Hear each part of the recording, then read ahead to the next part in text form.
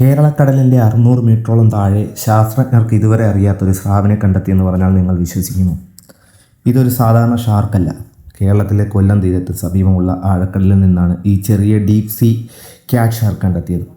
2022 deep see shrimp ട്രവലറിൻ്റെ ഒരു ബൈക്യാച്ചിലാണ് ആദ്യം specimen ലഭിച്ചത്. ഏകദേശം 400 മുതൽ 650 മീറ്റർ വരെ ആഴത്തിലായിരുന്നു അത്. പിന്നീട് 3 സ്പെസിമെൻ കൂടി കിട്ടി.